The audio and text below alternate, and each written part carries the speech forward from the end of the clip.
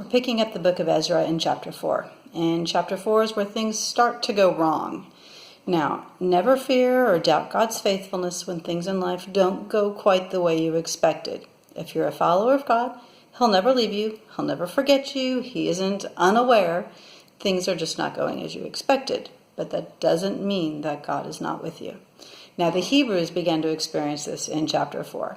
Enemies came and they tried to stop the plan of God. They tried to discourage the Hebrew people from working. They wrote letters to the king, trying to get the king to stop the work. Things got rough.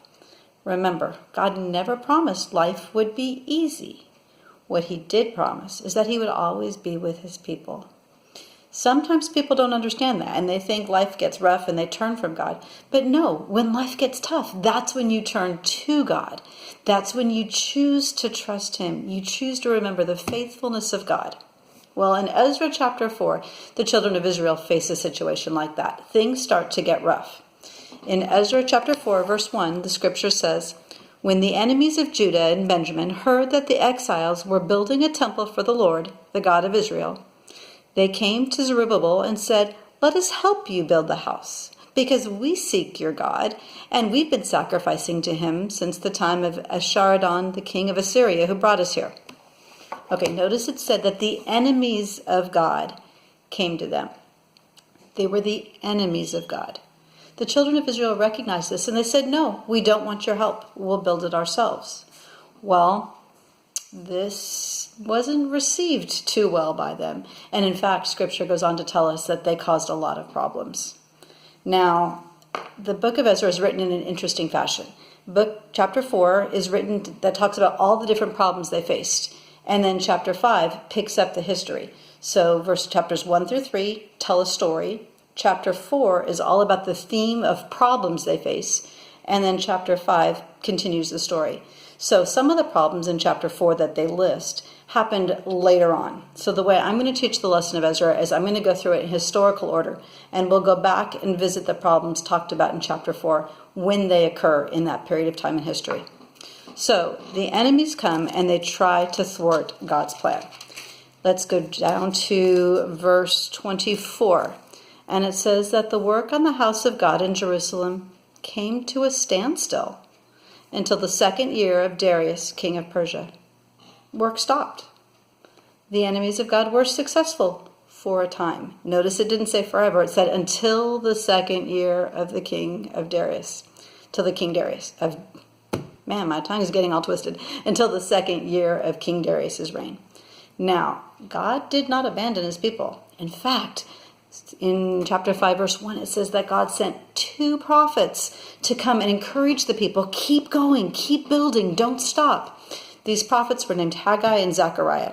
And in fact, you can find the words that they spoke in the books of Haggai and Zechariah farther on into the Old Testament. The last 3 books of the Old Testament are called Haggai, Zechariah, and Malachi. Haggai and Zechariah are the exact words these prophets spoke.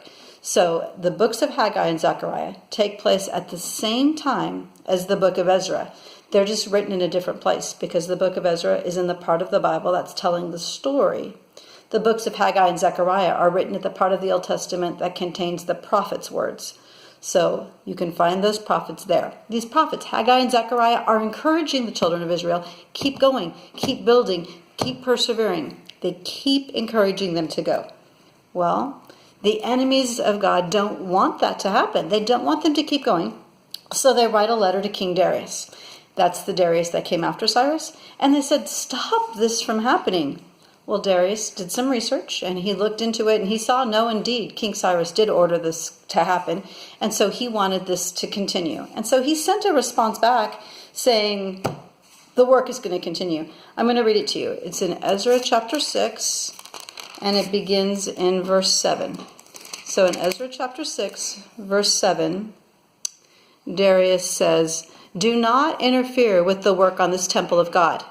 Let the governor of the Jews and the Jewish elders rebuild the house of God on its site. Moreover, I decree that what you are to do for these elders of the Jews in the construction of this house of God is that you are to pay the expenses of this men out of the royal treasury. Pay for it so that the work does not stop." Not only does Darius say the work continues, He says that the people who are complaining have to help give money for it. Nothing can stop God's plans. Difficulties and stuff may rise, but remember, God's plans can never be stopped. So don't let those little difficulties scare you into freezing. No, just keep trusting God.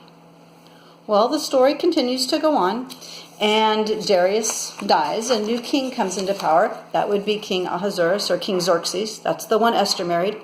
And the people of Israel thought, I'm sorry, not the people of Israel, the enemies of Israel thought, maybe he'll stop it.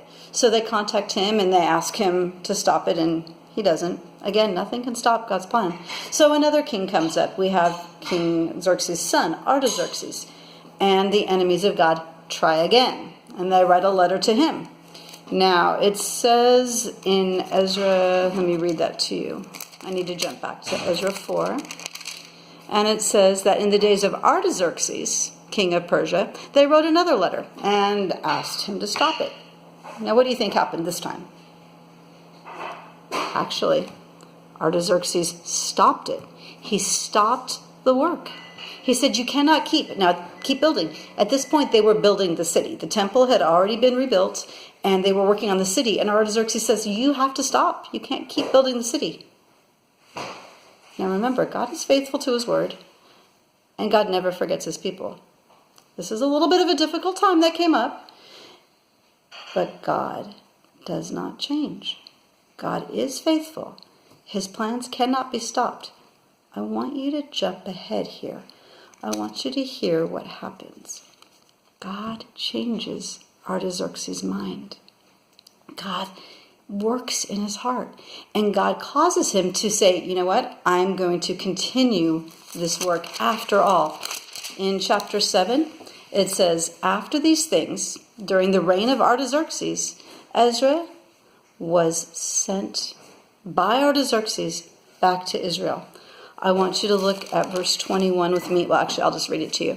It says, I, King Artaxerxes, order all the treasurers to provide with diligence whatever Ezra needs.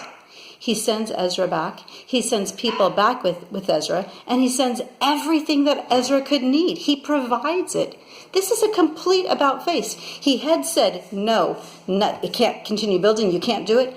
God changed his heart. Nothing can stop God's plans. Even if he has to change the heart of a king, he'll do that. Nothing is more powerful than God. So God changes Artaxerxes' mind. Artaxerxes sends Ezra and others with him, and he sends all the money and all the supplies he needs. It's absolutely astounding. Listen to Ezra's response. Ezra says in verse 27, praise be to the Lord, the God of our fathers, who put it in the king's heart to bring honor to the house of the Lord in Jerusalem in this way, who extended his good favor to me before the king and his advisors, because the hand of God was upon me. Ezra is praising God because God's hand was upon him. Ezra is praising God because God moved in the heart of Artaxerxes to allow Ezra to go back and to continue to encourage the people, to bring the supplies, and to keep the rebuilding going.